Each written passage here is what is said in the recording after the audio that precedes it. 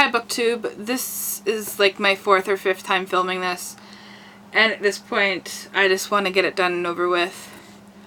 I went to Word on the Street yesterday, which is an event where everyone from aspiring writers to book stores and everywhere and everything that's kind of in between those two things come together and have this big event where there's authors talkings, workshops, author signings, and of course book sales. So basically what I'm doing here is just showing you what I got.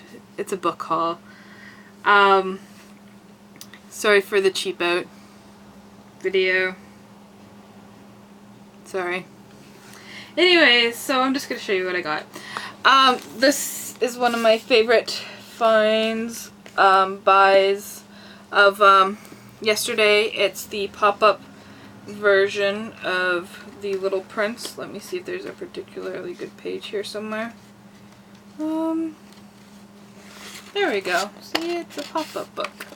And I collect pop-up books, and The Little Prince is one of my favorite stories, so of course I had to get this. This one. Yeah. It's pretty cool.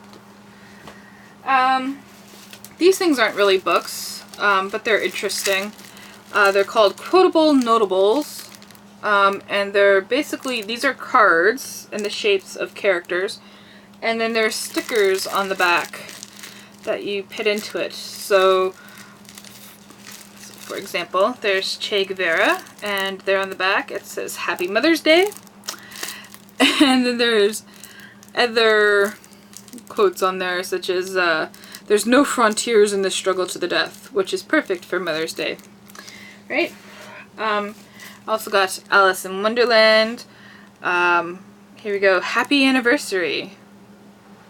I don't know, what's the quote here? I can't explain myself, I'm afraid, because I'm not myself, you see.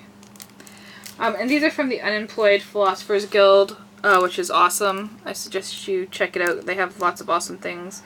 And this is Wittgenstein. You go, Happy Father's Day. I don't know why we are here, but I'm pretty sure that it is not in order to enjoy ourselves. Perfect for Father's Day. Yeah.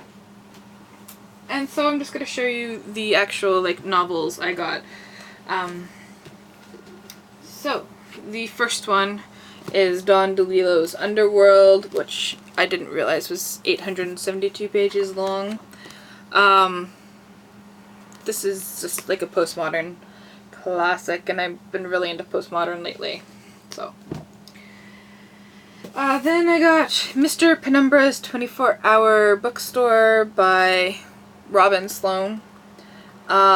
This is about a 24-hour bookstore, and it's glow-in-the-dark. That's all I'm gonna say. Then I got some awesome Canadian books here. I got the Dead Kid Detective Agency Book 3, Loyalist to a Fault. 2 years ago, 2 or 3 years ago, when I not when I first went, but one time when I went, Evan Monday, the author, was giving away the first book in this series for free to raise awareness for literacy programs, and I was like, sure, I'll take a free book, especially if it's signed, and I read it and it was really good, so every year I go and pick up the next book in the series. So basically, Evan Monday is a cartoonist, so I just saw this one for the first time. She's kissing someone's butt. So there's lots of little, like, cartoony bits, you know, in the book as well. But anyways, the book's about October Schwartz, who is a girl, and she moves to Sticksville. I don't know if it's just a Canadian thing or not, but, like, if you live in the middle of nowhere, you say you live in the sticks. So she lives in Sticksville, which is you know. Anyways, she's like a 13, 14-year-old aspiring writer. I'm using that word a lot now. And she's writing in the graveyard behind her new house.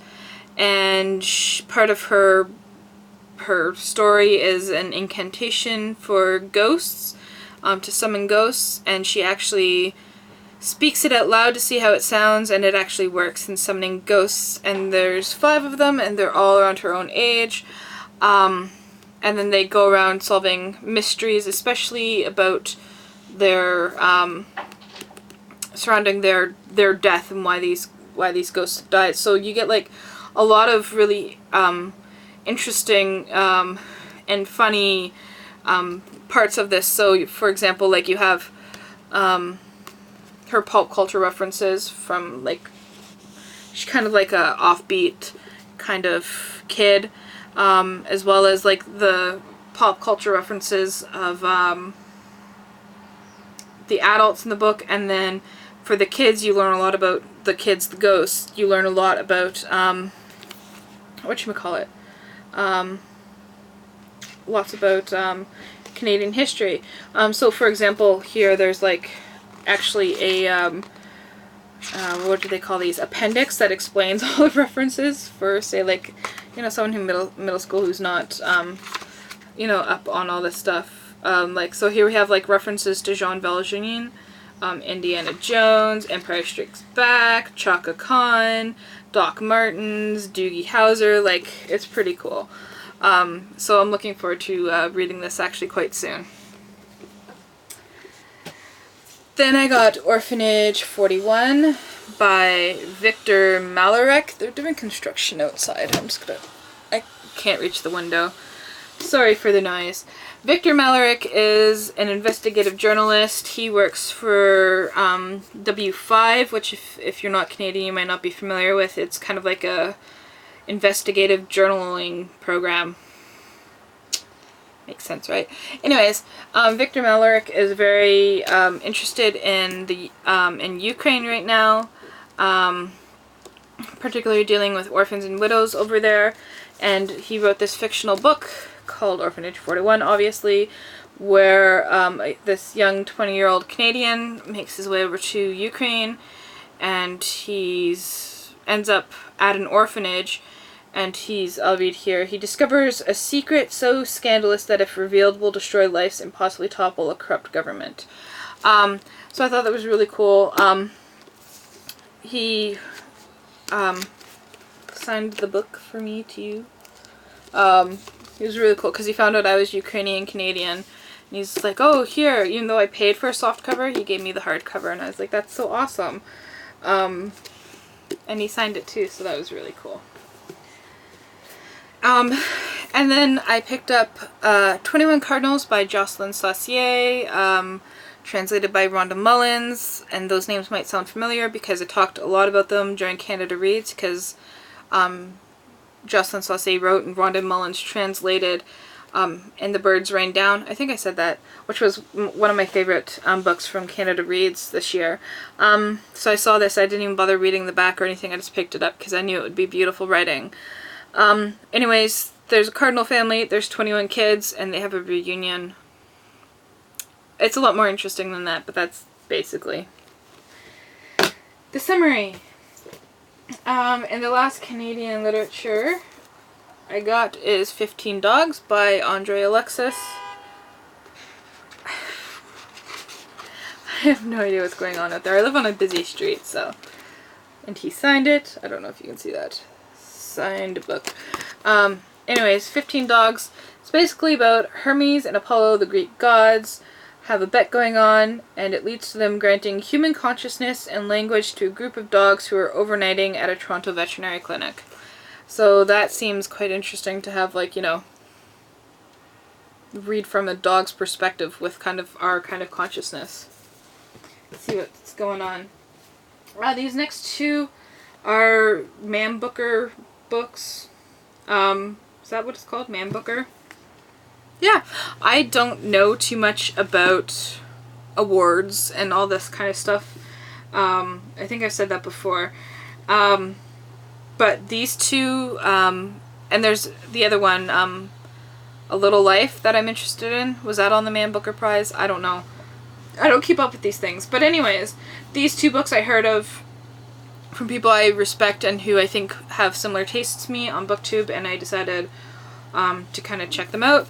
So I have How to Be Both by Ali Smith. I'm just going to read the back because this seems like kind of like a really kind of postmodern kind of storytelling stuff.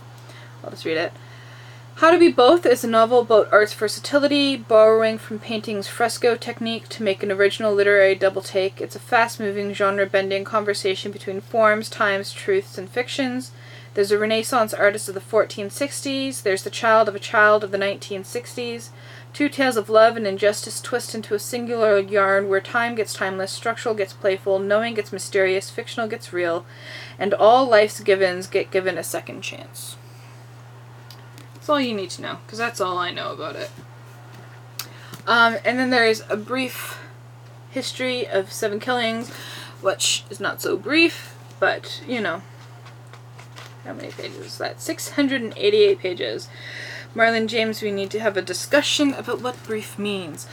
Anyways, this is a story about 7 people who tried to kill Bob Marley, which is, I think, is a real event. I don't know enough about Bob Marley's life to know that. I like Bob Marley's music, I don't know a lot about his life. So they came into his house and tried to attack him. I guess they were successful in attacking him, but not killing him. But anyways, there wasn't much released afterwards about, you know, why they tried to do it or who was doing it or anything like that. So this is kind of like a fictional account of what's going on. And then there was a place that was giving away free books to raise awareness for dyslexia. They're just like, we want people to read regardless of whether they have dyslexia or not, so here's some free books. And I was like, score! Anyway, so we have The Impossible Life of Greta Wells by Andrew Sean Greer. This is about a woman in the 1980s seeking treatment for depression after her brother dies, her twin brother dies, and she breaks up with her longtime lover. And I guess she uses that past life's transgression therapy type thing, because she ends up going between herself and alternate lives in the past. In 1918, where she's a bohemian adulteress. In 1941, where she's a devoted wife and mother. So that sounded appealing. And then I got I Captured the Castle by Dodie Smith. It's about a girl who lives in a castle, but she's impoverished at the same time. And she has a journal, and she falls in love. I Captured the Castle. Had to check to see if there are any more. No, that's it. Let me know if you've read any of these books. If you've attended Word on the Street, if you want to attend Word on the Street next year, maybe we can get a get together or something down there or something. I don't know. That'd be interesting. So that's it. Thank you for watching and have a good day.